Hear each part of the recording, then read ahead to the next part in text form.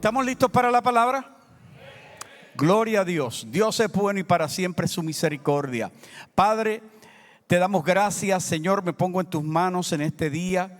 Te pido que pienses por mi mente, Señor, hables por mi boca y ames con mi corazón en este día. Dame la palabra, Señor, para que sea sembrada en mi vida y en la vida de mis hermanos, Señor, que podamos atesorarla, entenderla para cumplir el propósito tuyo en el nombre de Cristo Jesús.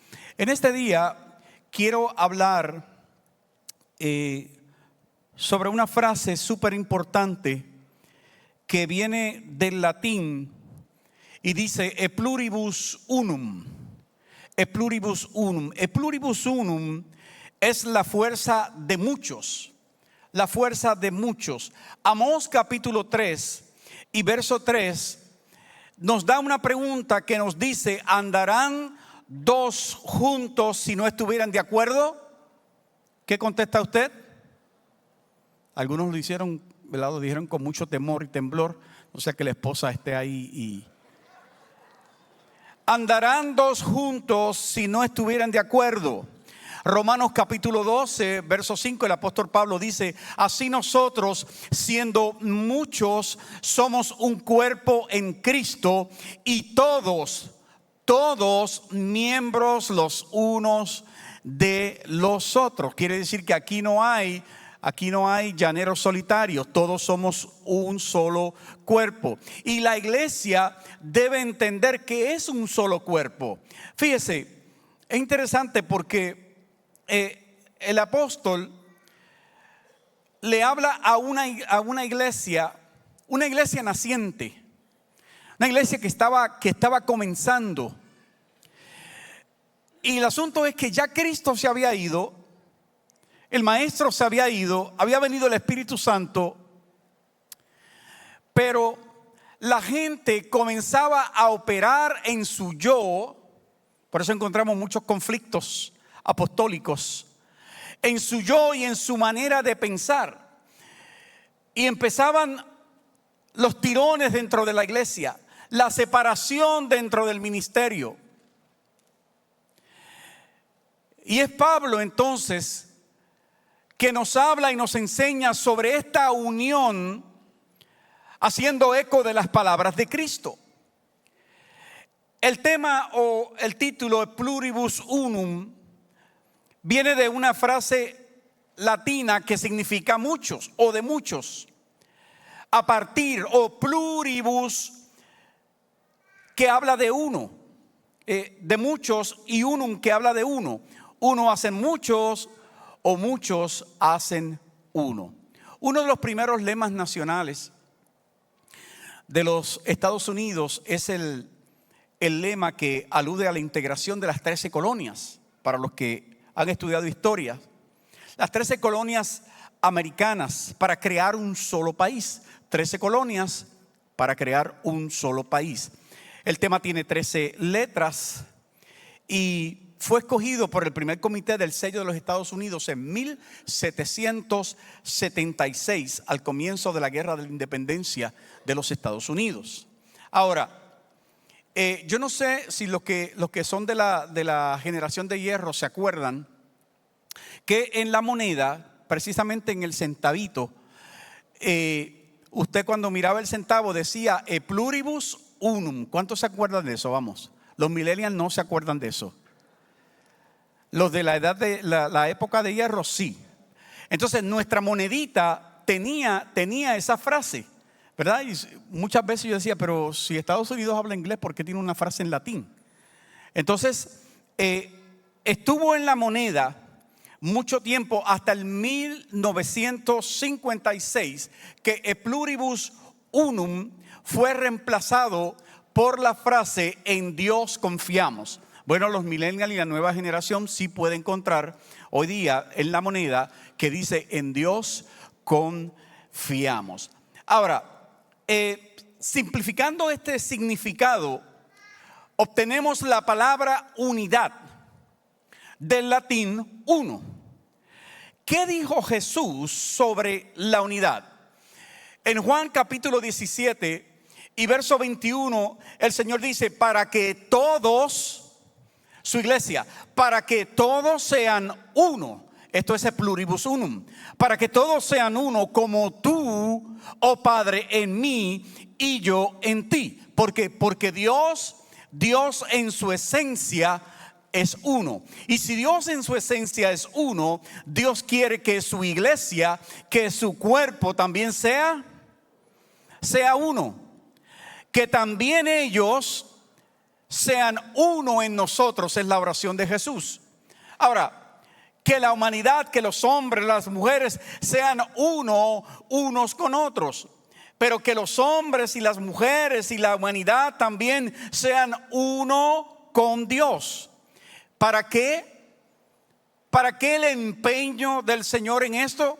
Pues para que el mundo crea que tú me enviaste. Porque cuando la iglesia es uno, cuando nos convertimos de todo este grupo en uno, damos un testimonio genuino de que Dios está en la iglesia, de que Dios está con nosotros y de que vamos a siempre adorarle, a honrarle con todo lo que hagamos. ¿Estamos de acuerdo? Ahora, el mundo sabe que Jesús y el Padre son uno. ¿Estamos de acuerdo con eso? ¿Ah? Ok. Ellos saben que Jesús y el Padre son uno, pero dudan que los cristianos y Dios sean uno. Y esto es muy triste, muy desagradable. ¿Por qué? Porque muchos ven a los cristianos en pleitos, en rechazos. Y qué lamentable, decía yo esta mañana, las redes sociales están llenas de personas. A veces yo pienso que son personas que ni van a ninguna, ni a esta iglesia ni a la otra, que gente que no tiene ni religión y habla de la iglesia de Cristo, y vemos los ataques constantes. Mira, los que tienen Facebook saben de lo que yo estoy hablando. Ataques constantes. Ahora todo el mundo quiere hacer un video en contra de la iglesia cristiana, y estamos llenos de eso. Gente hablando de lo que pueda suceder en la iglesia, lo que pueden ser los cristianos, arrojando barro sobre la iglesia de Jesucristo. Ahora, eso pasa por el mal testimonio que hay en muchas iglesias. El mal testimonio de algunos pastores, tenemos que ser honestos. El mal testimonio de algunos líderes en la iglesia. Le preguntaron en cierta ocasión a Gandhi si él se consideraba cristiano. Y mira lo que Gandhi le contesta a estas personas. Le dice: me gusta el Cristo de ustedes, me gusta. No me gustan sus cristianos. Sus cristianos son tan distintos a Cristo.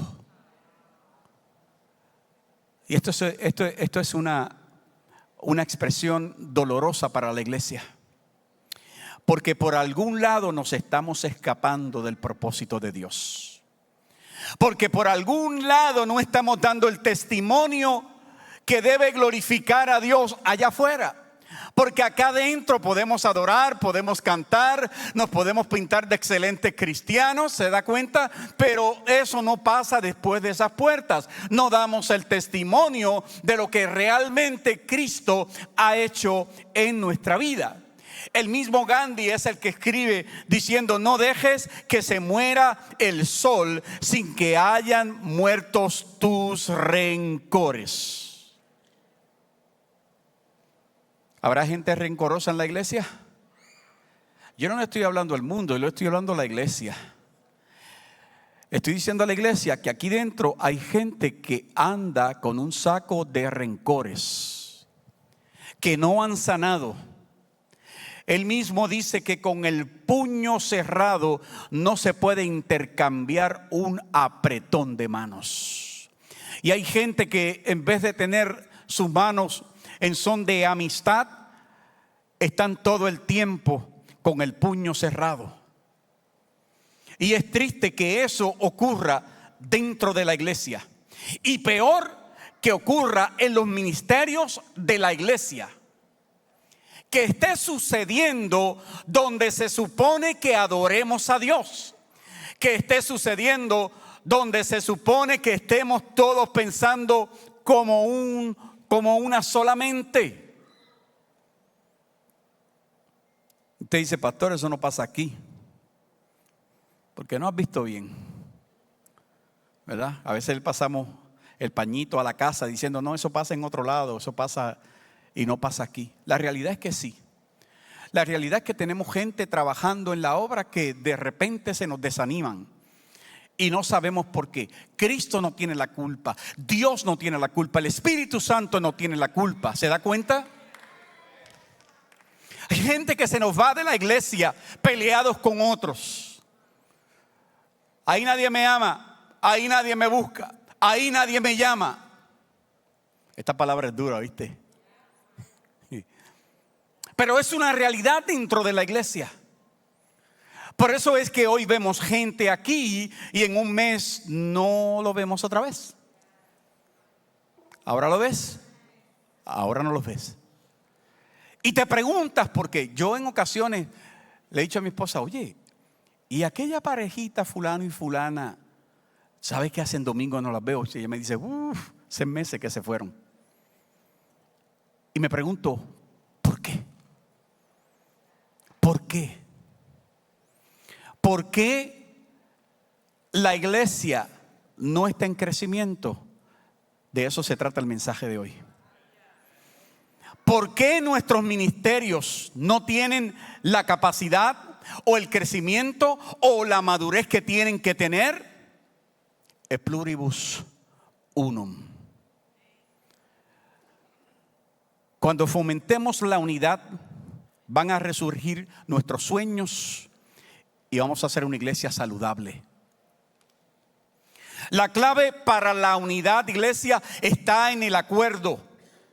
Leí el verso de Amós, capítulo 3, verso 3. ¿Andarán dos juntos si no estuvieran de acuerdo? ¿Puede crecer un ministerio si no estamos de acuerdo lo que estamos trabajando dentro de él? No puede. Hagamos la actividad que usted quiera. Traigamos a Juan de la villa de donde sea. Hagamos un servicio de adoración o de unción o de sanidad, lo que usted quiera. Mientras no estemos en puro y santo acuerdo dentro de una congregación, nada sucederá. Porque acuerdo es un convenio, acuerdo es una alianza, acuerdo es un pacto. Y no puede haber pacto si primero no hay ¿qué? Unidad. Si primero no estamos unidos. Mire, cuando usted le dice a alguien que lo ama, asegúrese que lo ama de verdad, ¿oyó? Asegúrese que esas palabras son ciertas. Porque hay mucha gente que en el pasillo te puede decir te amo y nunca te preguntan cómo estás. No puede haber pacto, no puede haber hermandad si primero no hay unidad. Hay cuatro, porque el tiempo avanza, cuatro áreas que operan en el contexto de la unidad que la voy a mencionar para entonces luego cerrar. El primero es la unidad con Dios. E pluribus unum, con Dios. En una unión con Dios funcionamos según su diseño, porque en Él estamos completos. Ahora, Juan capítulo 17, en la segunda parte del verso 21, el Señor dice que también ellos sean uno en nosotros. Fíjese la petición del maestro. Este es Jesús diciéndole al Padre: Padre, que sean uno como tú y yo, en esencia somos uno. Y la unidad con Cristo, la unidad con Dios, la alcanzamos primero cuando pactamos con Él, cuando abrazamos el corazón de Dios, cuando cumplimos su palabra. Por eso dice la Biblia: vosotros sois mis amigos. El Señor hablando dice: ustedes son mis amigos si hacen ¿qué? Si hacen ¿qué? Alguien dígalo duro: lo que yo mando. Mira esto, qué interesante. Porque mi Dios, mi Jesús, es un Dios condicional. Créalo o no. Si alguien le predicó lo contrario, salga corriendo. Nuestro Dios es un Dios condicional. Ahí lo vemos. O sea, tú y yo podemos tener amistad, dice el Señor, pero tienes que hacer lo que yo diga. Ese es Jesús, que tiene la autoridad para eso. Porque el Señor no puede reinar en un corazón que no esté dispuesto a obedecerle. Eso fue lo que Él quiso enseñarle. Entonces, cuando nos dedicamos a Cristo por completo, cuando estamos en esa armonía con Él, es que se realiza entonces la verdadera unidad entre tú y Dios. Mira, Jesús lo dice de esta forma, Juan capítulo 15 y verso 5, la segunda parte. Él dice: separados de mí nada puedes hacer. Es correcto, ¿verdad? Separado de mí nada puede. ¿Y qué es nada? Nada puedes hacer si no estás conectado con Cristo.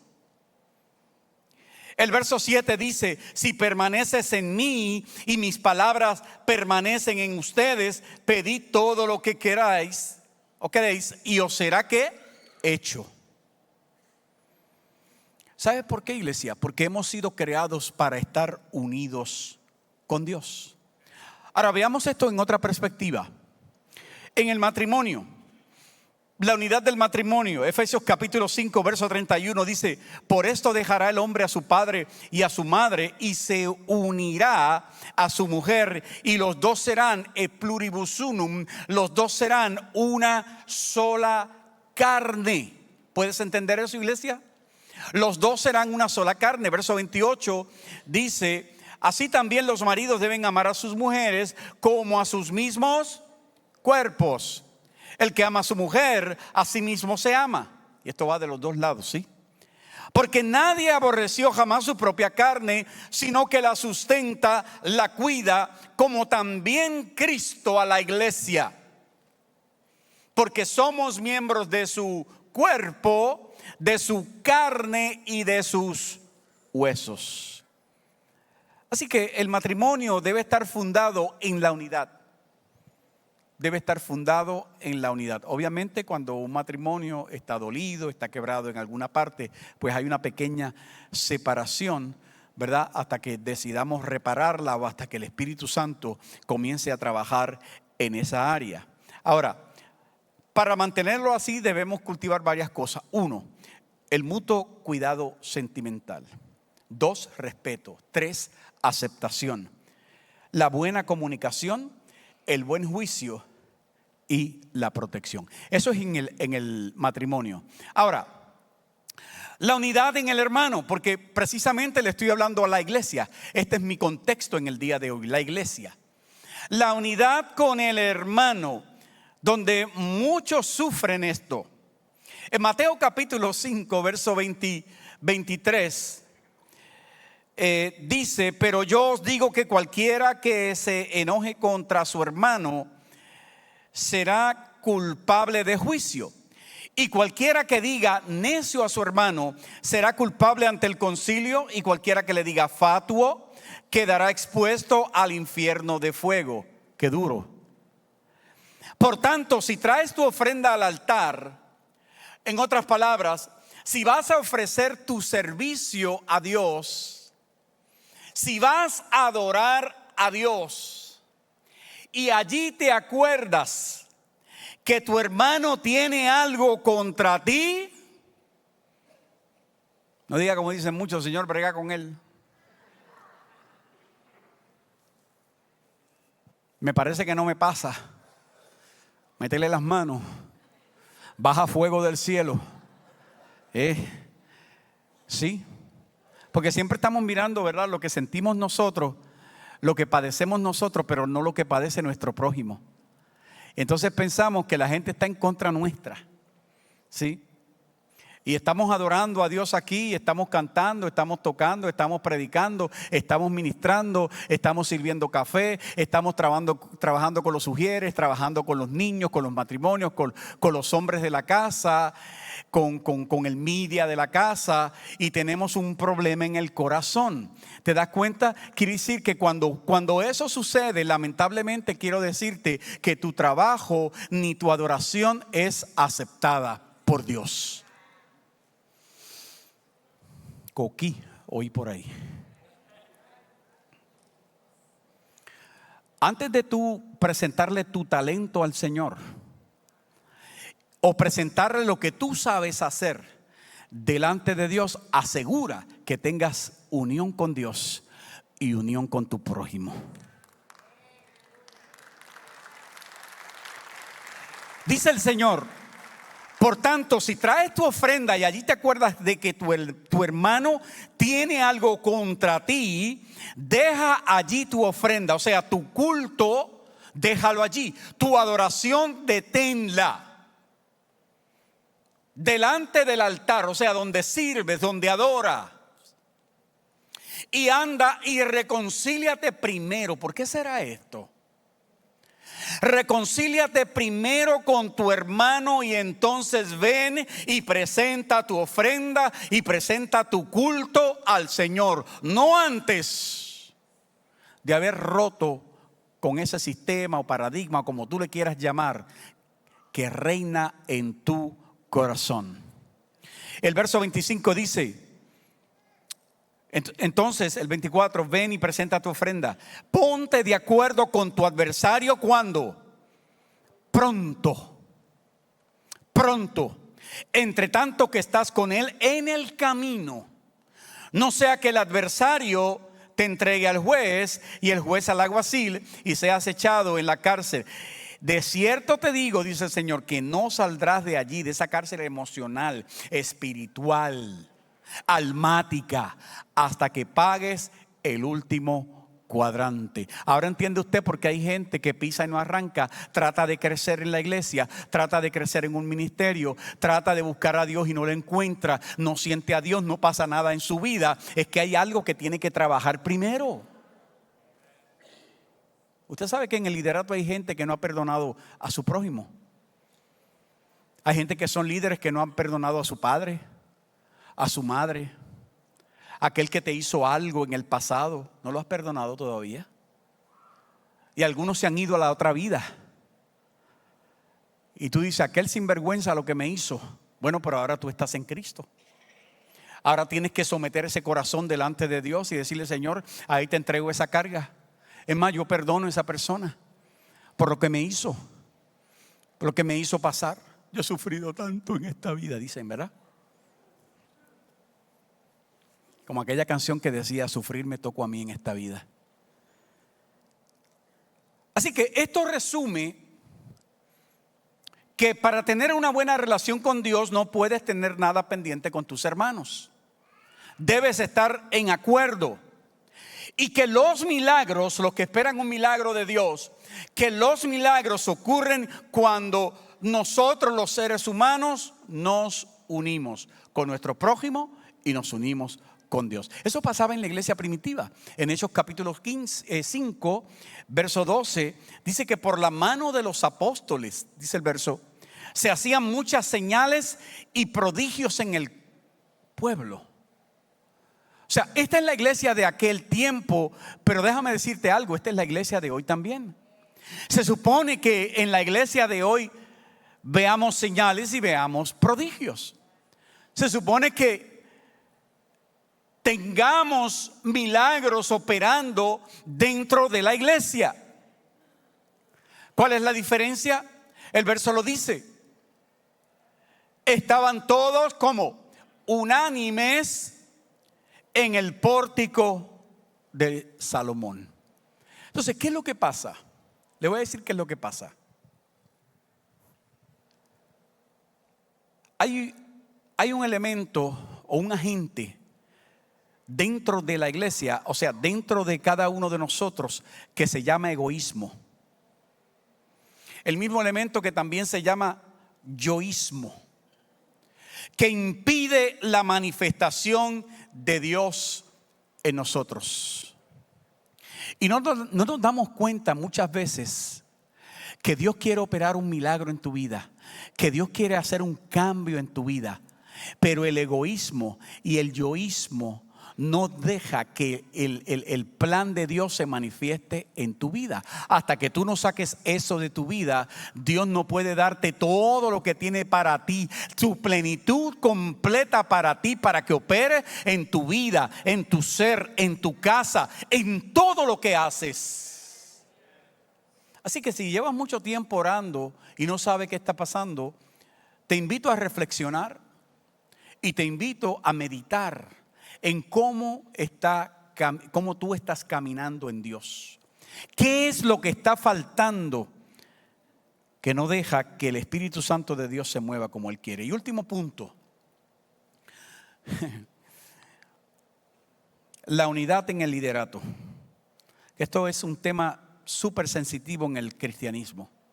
La unidad en el liderato. Estamos llamados a edificar puentes y no paredes.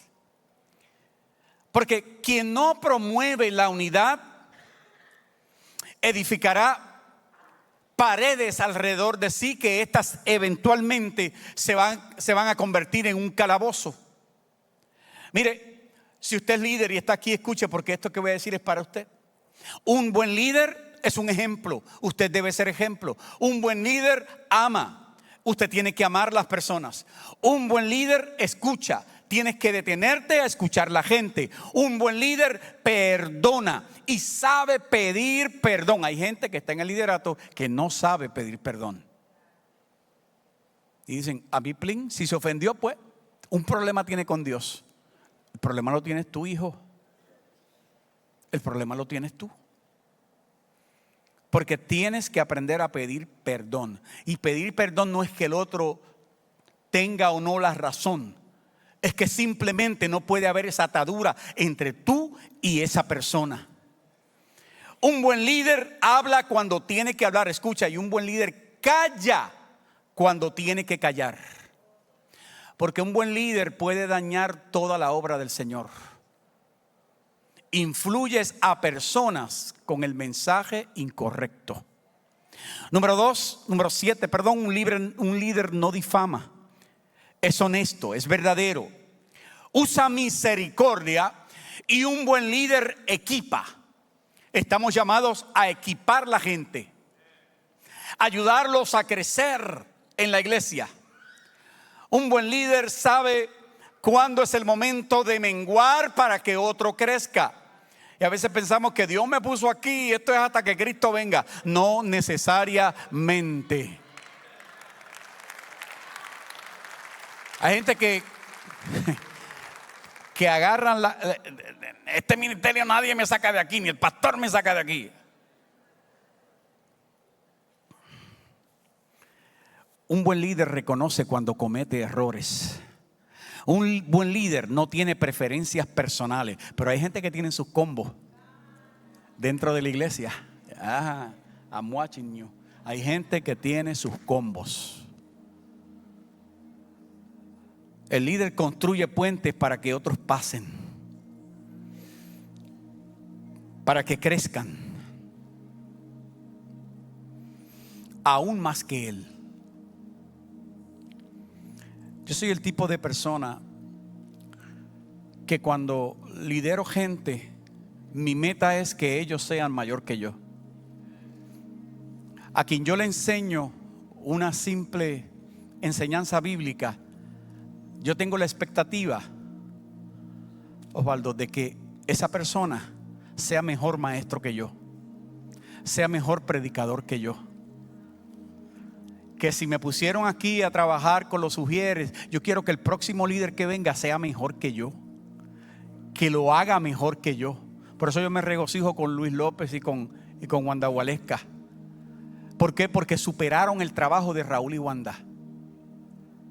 Y me siento regocijado porque eso habla de crecimiento y de madurez. Eso habla de espiritualidad. El próximo pianista que venga después de ti, que te supere 10 veces, ¿verdad que sí? Los próximos que vengan detrás de ustedes, que lo supere a ustedes. Estos jóvenes que se están levantando, se supone que nos superen a nosotros. Por eso yo estoy viendo en Víctor Caputi un gran hombre de Dios. Y que cuando este muchacho desarrolle y madure en el ministerio, va a ser un excelente pastor. Ya se lo dije. Mejor que todos nosotros juntos. Y cada líder tiene que pensar de esta manera: Dios no te trajo aquí para que fueras estaca.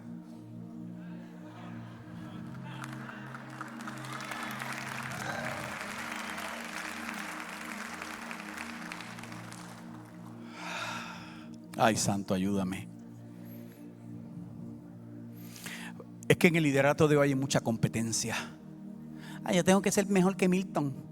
Tengo que predicar y enseñar mejor que Milton. Eso no es de Dios.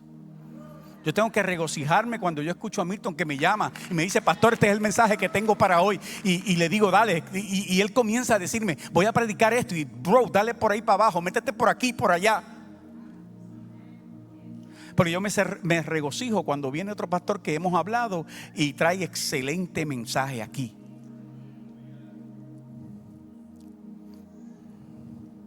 Y aunque yo soy pastor de misiones, pero yo veo a todos los pastores como mis hijos, todos como mis hijos.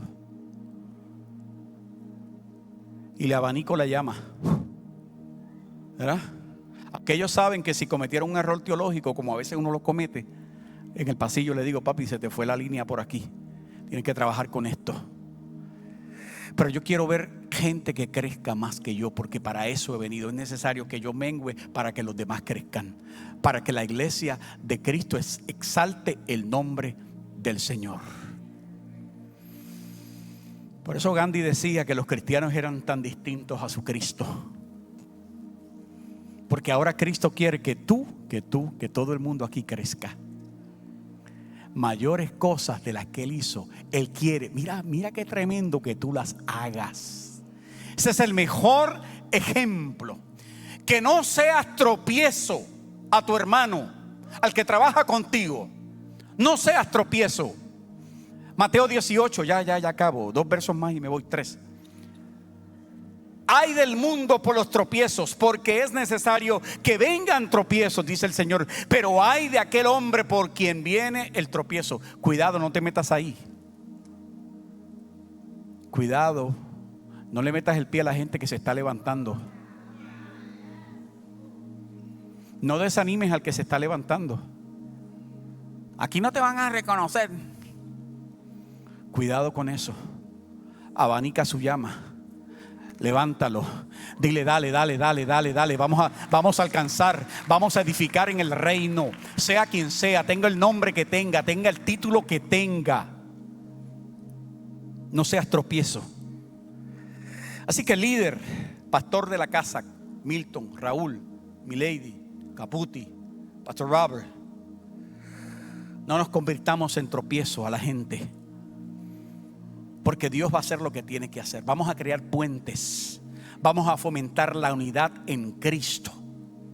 Segunda de Corintios 6:3 dice: no damos a nadie ninguna ocasión de tropiezo, dice el apóstol, para que nuestro ministerio no sea vituperado.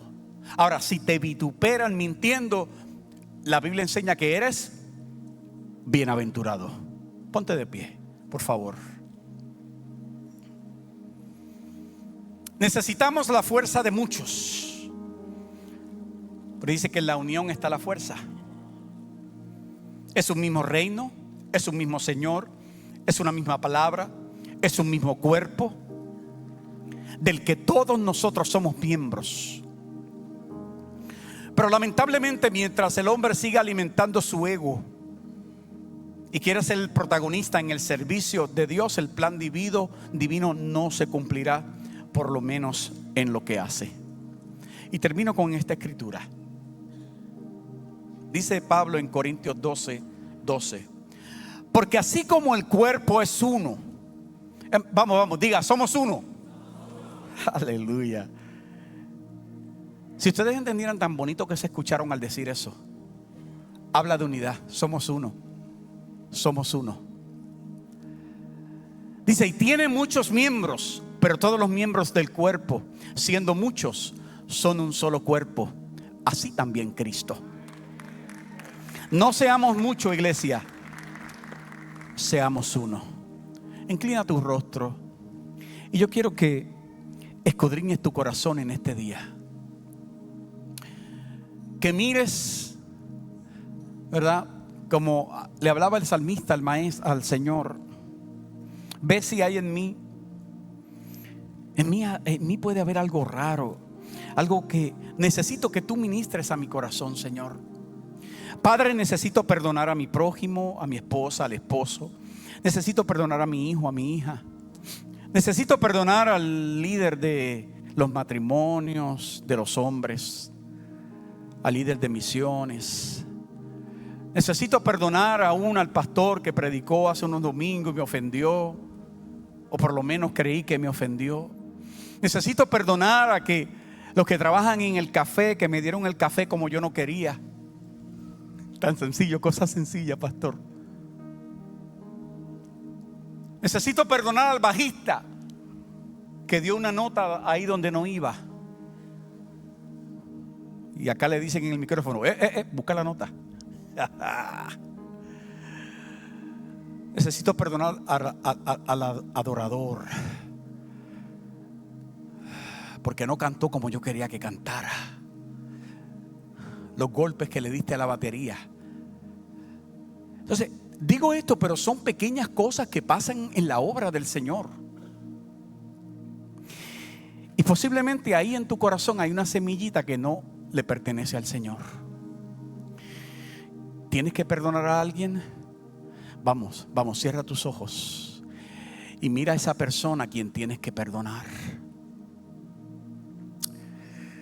Dile al Señor, ayúdame, Señor, porque si por mí fuera yo no le perdono, yo no la perdono, yo no lo perdono. Pero necesito tu ayuda, Espíritu Santo.